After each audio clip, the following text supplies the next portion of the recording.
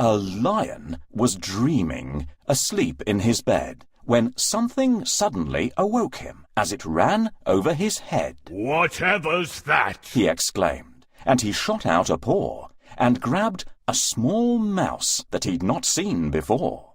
The lion roared in anger. "You woke me as I slept! I shall eat you for supper!" Please don't! The mouse wept. King Lion, you are powerful, mighty, and strong. Please don't eat a poor mouse who meant you no wrong. "Ha ha ha!" laughed the lion. "It's true. You are weak. I am strong, as you say. So I'll let you speak." I am sorry I woke you. Please be kind. Let me go. I may one day repay you. You really don't know.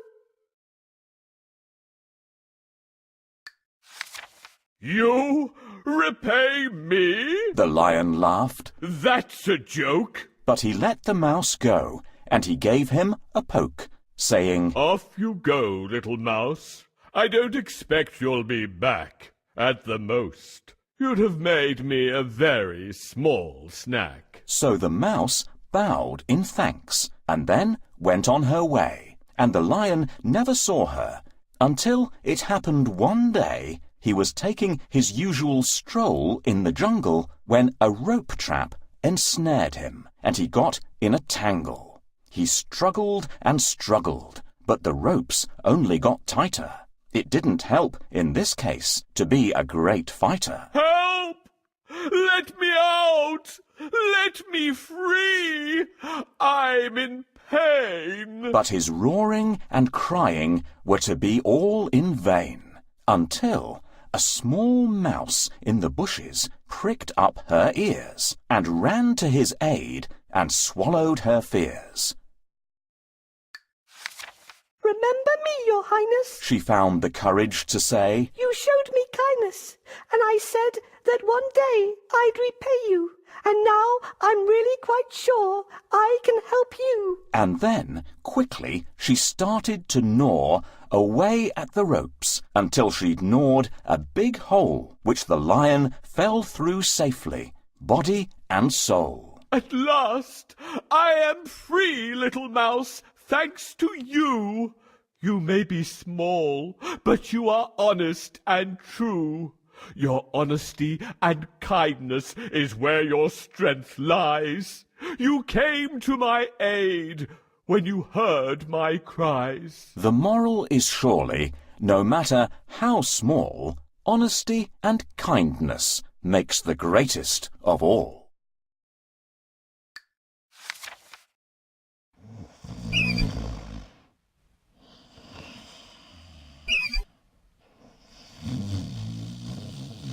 "Who dared to wake me up?" I'm sorry, Lion.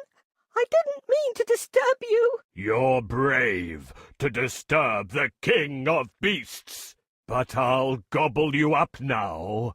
I'm hungry." I'm sorry I disturbed you. Forgive me today, and I'll help you someday.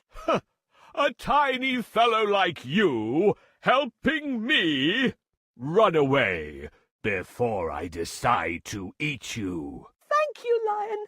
I will never forget your kindness. "I'm hungry. I have to find something to eat."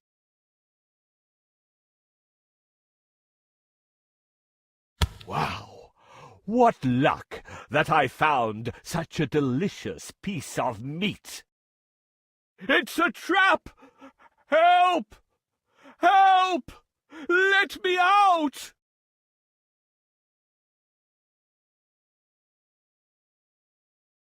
I think the mouse might help me.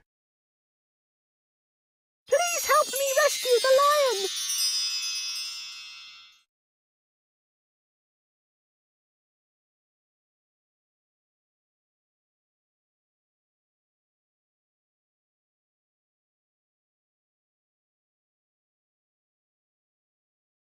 Try to find the right. It seems to be a dead end.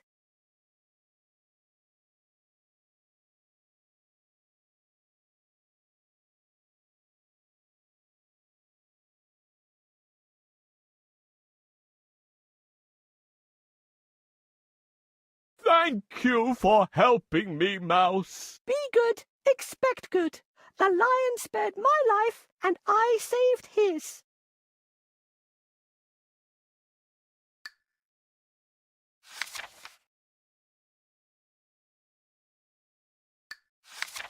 Late one summertime, when the corn was golden yellow, a jolly grasshopper jumped by, a cheery, merry fellow. He loved to play his fiddle, and he loved to sing and dance. Amongst the corn he'd leap and laugh, and hop and play and prance. He had passed his summer days just fiddling, having lots of fun, idling all his time away in the warm, bright summer sun. Then, by chance, one sunny day, he met a working ant, who was clever, wise, industrious, and very diligent. He saw the ant was hard at work, dragging an ear of corn with all his might. It was 20 times his size, such an extraordinary sight. Goodness! Chirped the grasshopper. Why not stop with me and play? Why work so hard on such a bright and glorious summer's day?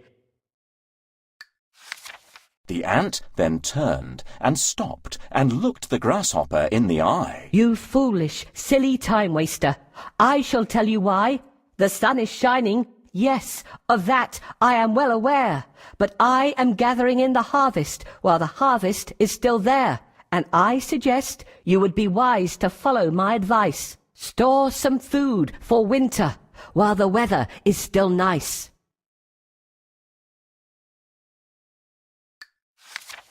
But surely, said the grasshopper, the winter won't come for a while. To work on such a glorious day is really not my style. The working ant took up his load and with a shaking of his head said, Goodbye.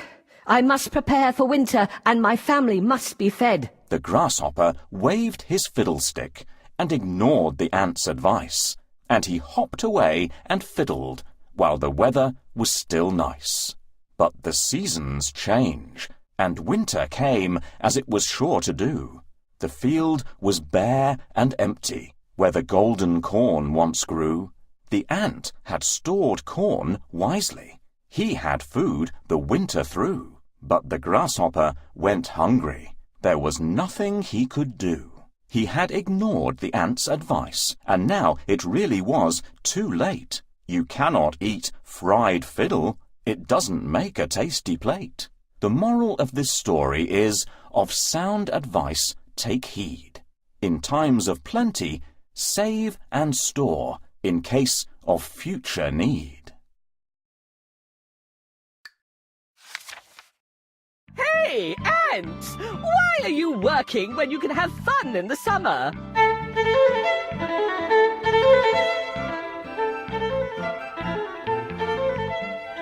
Poor grasshopper. Work hard if you want to make it through the winter. Are you joking? There's food everywhere, and I can build a house whenever I want. Poor grasshopper. He doesn't know that there'll be no food or shelter in the winter. Hey, why can't you enjoy the summer? Winter is far away. Grasshopper, I hope you'll be fine when winter comes. Ah, it's awesome to enjoy the summer. Grasshopper doesn't want to build a house. Let's help Ant collect wood chips and wheat grains.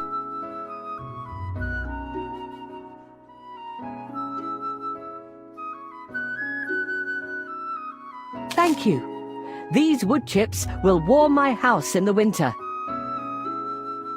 Thank you. This ear of wheat will last me through December. Thanks. These ears of wheat will taste delicious on New Year's Eve. Find a bucket to collect dewdrops, for we need to gather dew now.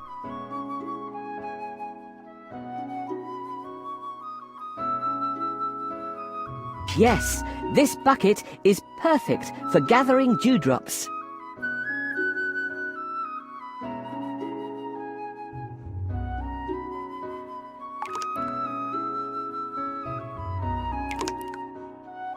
The bucket is only half full. We need a bucket full of dewdrops.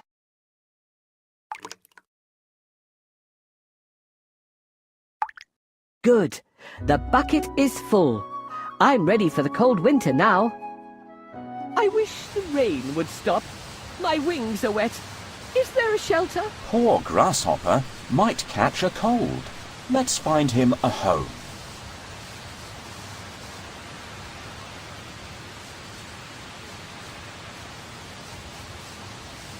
The daisy's petals are wilted. I need to find a better place. This is Ant's house. I won't knock on his door.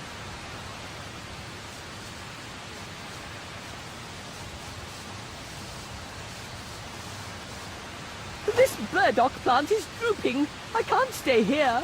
I should have listened to the ants and prepared for autumn and winter. It's cold and lonely out here. I hope Ant will take pity on me. I can't move. Please knock the door for me.